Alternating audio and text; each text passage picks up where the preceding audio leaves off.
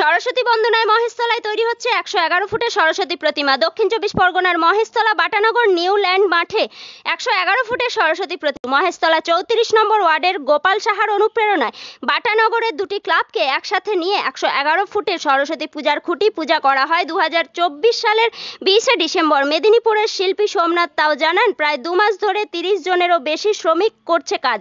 111 ফুটের প্রতিমা তৈরি করতে ব্যবহার করা হচ্ছে লোহার রেক, রড, বাঁশ, চট, কাপড়, থার্মোকল দিয়ে কয়েক হাজার বাঁশ দিয়ে তৈরি হয় পূজা মণ্ডপ। মাত্র হাতে গোনা কয়েকদিন বাকি। সরস্বতী পূজার ঠিক তার আগেই কাউন্সিলর গোপাল সাহার উপস্থিতিতে লোহার রেক তৈরি করে ক্রেনের সাহায্যে 111 ফুটের প্রতিমা তোলার কাজ জোর কদমে।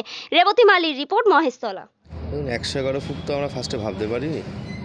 ফার্স্টে আমরা আগে দুটো ক্লাব ছোট ছোট করে পুজো করতাম, কিন্তু আমাদের 34 নম্বর ওয়ার্ডের কাউন্সিলর শ্রী গোপাল সাহা মহাশয়, আমাদের অভিভাবক বলতে পারেন, উনি আমাদেরকে ভাবালো যে একসঙ্গে দুটো ক্লাবকে জয়েন করিয়ে পুজোটা করার জন্য, যাতে সবচেয়ে বড় একটা পুজো করা যায়।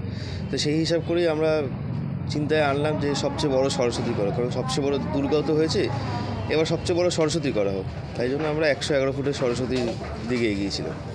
তো কাজ তো মোটামুটি প্রায় শেষের পর্বে চলে আসছে। এখন আমাদের ওপেনিং রয়েছে 1 তারিখে, 1 ফেব্রুয়ারি। সেই ওপেনিংয়ের জন্য আজকে আমাদের প্রস্তুতি চলবে ঠাকুরটাকে কাঠামোয় দাঁড় করানো, উপরে তোলা। সেই নিয়ে এখন আমরা এগোচ্ছি। কতজন শিল্পী কাজ করছে? প্রচুর শিল্পী আছে এখনও পর্যন্ত। আগে প্রথমে কাজ করছিল প্রায় 30-35 জন, এখন ওটা সংখ্যাটা বেড়ে প্রায় 70 জনের কাছাকাছি দাঁড়িয়ে গেছে। কতদিন ধরে চলছে? প্রায় 2 মাস ধরে কাজ চলছে। কী কী জিনিস ব্যবহার করা হচ্ছে? হ্যাঁ, এতে কী কী জিনিস ব্যবহার করা হচ্ছে? এতে জিনিস ব্যবহার করা হচ্ছে, দেখুন, লোহার পাইপ,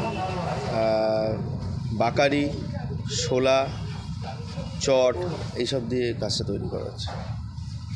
এই অভিনব ভাবনা একমাত্র গোপাল শাহ, আমাদের যে দাদা রয়েছে, ওনার মাথা থেকেই এসছে। আপনার নাম? আমার নাম রাকেশ দাস, আমি বাটানগর স্কোয়াডের সেক্রেটারি। কী দায়িত্ব আছে? হ্যাঁ, কী দায়িত্ব আছে? আমি বাটানগর স্কোয়াডের সেক্রেটারি।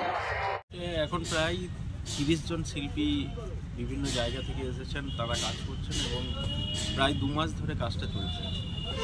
এবং এখানে আমরা উপকরণ হিসেবে ব্যবহার করছি যে লোহা এবং বাঁশ, তারপর চট, কাপড়, থার্মোকল, পুরো ঠাকুরটার যে মেটেরিয়াল হিসেবে এগুলোই আমরা ব্যবহার করছি। এখানে এই যে উচ্চতা 111 ফুট, এই উচ্চতা আমরাও একটা এক্সপিরিয়েন্স করছি যে 111 ফুটের একটা কাজ, সেটাকে ঠিকঠাকভাবে মানে বাস্তবায়িত করা। ফলে এখানে মানুষের কাছে মূল আকর্ষণ থাকবে যে এখানে সর্বোচ্চ, এটা এখনও পর্যন্ত এরকম উচ্চতার কাজ হয়নি, এরকম একটা স্কাল্পচার, সেটা 111 ফিটের। এটা আমার মনে হয় বিশ্বের প্রথম। এর আগেও আপনারা কোনো জায়গায় করেছেন? না, এরকম বড় কাজ করে। শিল্পী হিসাবে কেমন লাগছে? হ্যাঁ, অবশ্যই একটা তো চ্যালেঞ্জিং কাজ, সেখানে যে এক্সাইটমেন্ট থাকে সেটা তো আছে, চাপও থাকবে, আবার এটা ভালো লাগবে। কোথা থেকে এসেছেন আপনারা? আমি মেদিনীপুর। আপনার নাম? সোমনাথ তাও।